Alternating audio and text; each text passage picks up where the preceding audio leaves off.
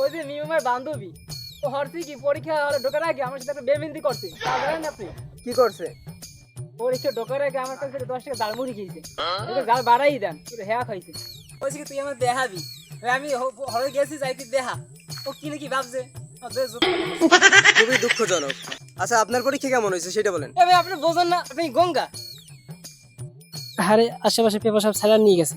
মিনিমামের কাছে যত কামাচ্ছে পড়তে ভালো আপনি বুঝেন না? আমি নিজে পড়ে পরীক্ষা দিয়ে পাশ করে পড়লাম আমি না। আচ্ছা, বুঝলাম। তাহলে আপনার পেপারটা কি রক্ষা করতে পারছিলেন? না তাহলে ইরফানে কানতে আছেন? না এখন কানতে আসি না। তাহলে মিনিমামের টাকা সামনে টাকা পেপার ছাড়ে হাতে লই দাঁড়া দিছে। মিম কি তাহলে আপনার সাথে কাজটা ঠিক করছে? না করে না আমার করছো কারণ আমার নজর দেয় নাই খেয়ে গেছি। যা আমি তো একটু বুঝছিলাম আর। আচ্ছা, আপনি কি তাহলে মিমের উপর কোনো পদক্ষেপ নেবেন? না পদক্ষেপ নেবো না কারণ ও আমার কিরাস তো আমি কোনো সময় ওরে মুড়িতে আর যা দিয়ে খাওয়াবো না।